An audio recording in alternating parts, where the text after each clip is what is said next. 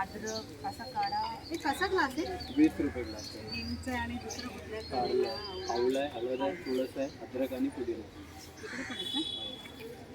इथे सर्व रनिंग करणारे, पुदिना करणारे, एक्सरसाइज करणारे, योगा करणारे, योगा करणारे इथे काढा प्यायला येतात. आणि हा काढा खूप लाभदायक आहे, रक्त शुद्ध करतो आणि तब्येतीसाठी खूप चांगला. जसं एक डॉक्टरकडे आपण वेगवेगळ्या प्रकारचं जसं औषध घेतो, त्याप्रमाणे हा काढासुद्धा आपल्या शरीरामध्ये वेगवेगळ्या कुठल्याही आजारावरती, कोणताही आजार असू दे, परंतु सगळ्या आजारावरती हा काढा काम करतो.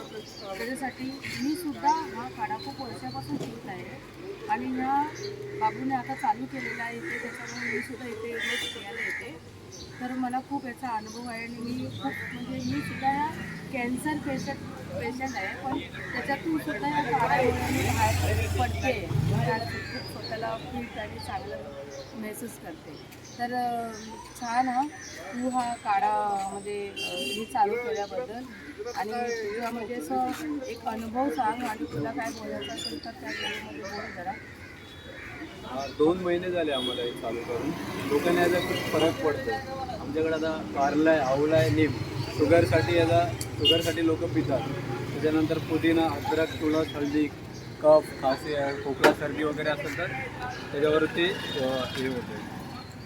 अजून काय सांगायचं होतं ना तुला काय हां, आणि माझी एक इच्छा आहे की आपल्या थँक्यू माझी इच्छा आहे की आपले जे मराठी तरुण जे पोरं आहेत ते पण या धंद्यामध्ये उतरले पाहिजे, की पार्ट टाईम म्हणून त्यांनी हे काम केलं पाहिजे.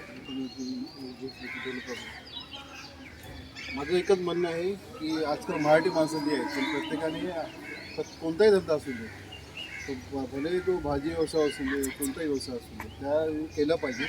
तर मी पण एक बिझनेसमध्ये काम करतो, LICमध्ये क्रिया म्हणून एजन्सी म्हणून रिक्रुटमेंट म्हणून काम करतो.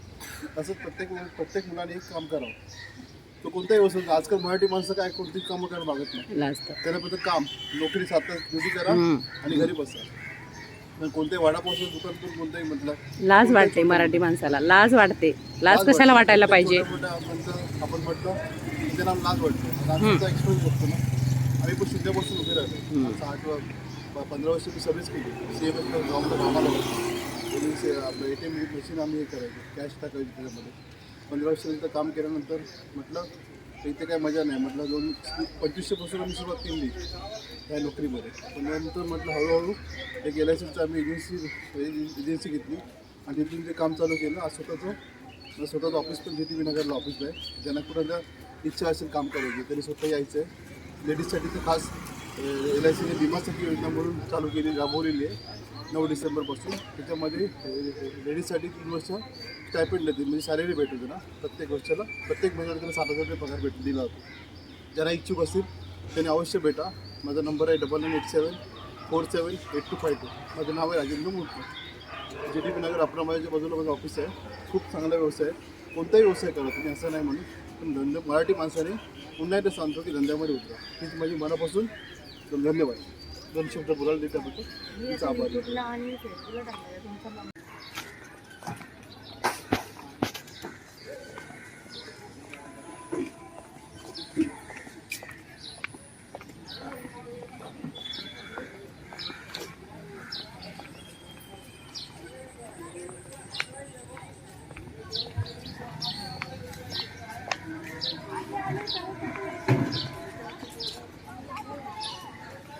हे बघा, मी पण रोज गार्डनमध्ये येते आणि रनिंग करते, एक्सरसाइज करते, योगा करते.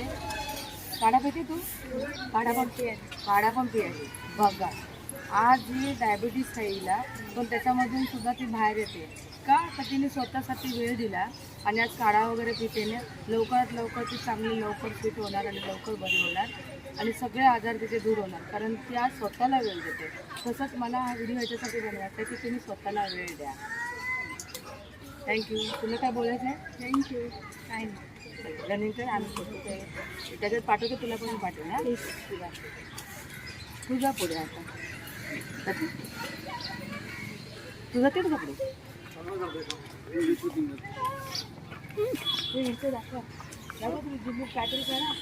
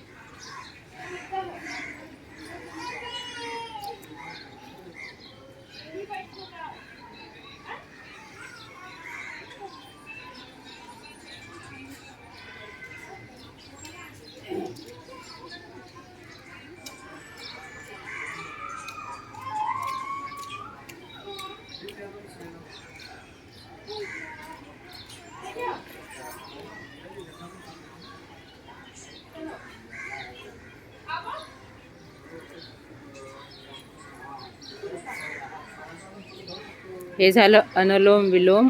आता कपालभाती.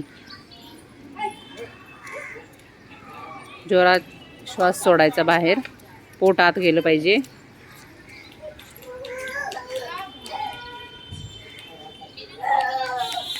हे आपल्याला नियमित केलं पाहिजे, कारण रात्रभर आपल्या शरीरात जे टॉक्सिन जमा होतात किंवा गॅस पकडतात, गॅस पकडण्यामुळे बरेच आजार उद्भवतात. तर जेव्हा आपण कपालभाती, अनुलोम विलोम असे प्राणायाम करतो तेव्हा आपल्या बॉडीमधील सगळं जो गॅसेस वगैरे पकडलेले बाहेर जातात. त्यामुळे पूर्ण दिवस आपला तंदुरुस्त जातो. तुम्ही कितीही काम करत असला तरी प्राणायाम हा रोज एक अर्धा तास स्वतःसाठी काढलाच पाहिजे आणि प्राणायाम केलाच पाहिजे.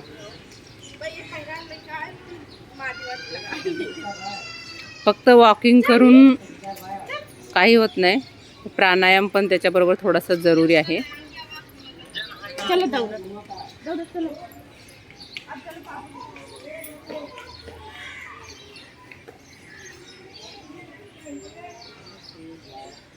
तर हाताच्या टाळ्या वाजवा जोरात, त्याने आपलं ते रक्ताभिसरण असतं ते खूप छान, तुमचे ते नसचे प्रॉब्लेम वगैरे असतात ते जातात. जोरात टाळ्या वाजवायच्या.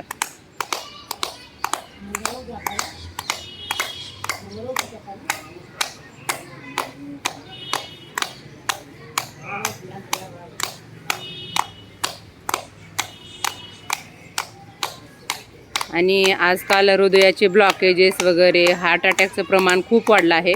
तर त्याच्यासाठी एक उत्तम असा प्राणायाम आहे.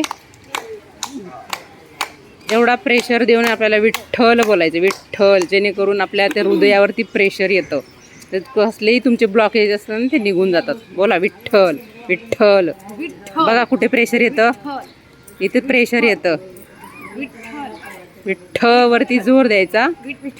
हां, त्याने काय होतं, हृदयावरच्या नसा आहेत त्या पूर्ण खुल्या होतात आणि कोणताही आजार होऊन हे करण्यापेक्षा तुम्ही जर अगोदर ह्या गोष्टी केल्या तर असे आजार तुमच्याजवळ फिरकणारच नाहीत. एक कमीत कमी नियम ठेवा की रोज एक 25-30 वेळा मला हे विठ्ठल विठ्ठल असं नामस्मरण करायचं आहे.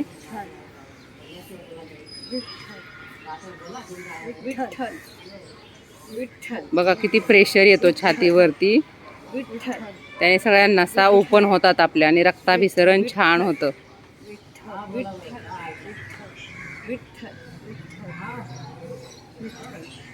छान सांगते तू आम्हाला. आणि आज आम्हाला थोडंसं जे सांगितलं आम्ही खूप आभारी होतो तुझे, कारण का आम्ही फक्त इथेच रनिंग करत होतो, रनिंग करायचो आम्ही, हे सगळं करत होतो. तर आरती ही माझी फ्रेंड आहे, आता ती बोलते, सांगते आम्हाला तिचा अनुभव सांगते. ती स्वतः रोज या सर्व गोष्टी करते. तर तुझ्याकडे थोडासा व्हिडिओ दाखव का? ये बस नाही ते बोल ना तू त्याच्याबद्दल काय बोलायचं. बस. नमस्कार. तर मी आज माझ्या मैत्रिणीच्या घरी आले आहे, आमचा प्रोग्रामसाठी आले होते. तर जस्ट आम्ही गार्डनमध्ये आलो, तिची मैत्रिणी आहे. तर त्या रोज वॉकिंग करतात, पण प्राणायामविषयी मी जरा त्यांना जास्त माहिती सांगितली की वॉकिंग जरुरी आहे, पण त्याच्यावर थोडासा तुम्ही 15 ते 20 मिनटं प्राणायाम जर केलात तर तुमच्या शरीरातलं पूर्ण रक्ताभिसरण किंवा बॉडीचे जे पार्ट एकदम नसा खुल्या होतात त्याने. आणि माझा स्वतःचा एक्सपिरियन्स सांगते, माझ्या सासूबाईंना हृदयाचे ब्लॉकेज झाले होते, तर त्यांना हे आम्ही हे 10 ते 12 दिवस विठ्ठल विठ्ठल हे नामस्मरण करून किंवा इतरही सगळे उपाय करून आज त्यांना ऑपरेशन सांगितलं होतं बायपासचं, ते आम्ही टाळलं आहे. हा माझा स्वतःचा अनुभव मी तुम्हाला सांगते ह्या सगळ्या गोष्टींनी. म्हणजे आपण दवाखान्यात जायची गरजही पडणार नाही. जेव्हा आपण तंदुरुस्त असतो तेव्हाच ह्या गोष्टी करायच्या, जेणेकरून दवाखान्याची पायरी आपल्याला चढायला लागू नये. ऑल दी बेस्ट सगळ्यांच्या हेल्थसाठी. थँक्यू.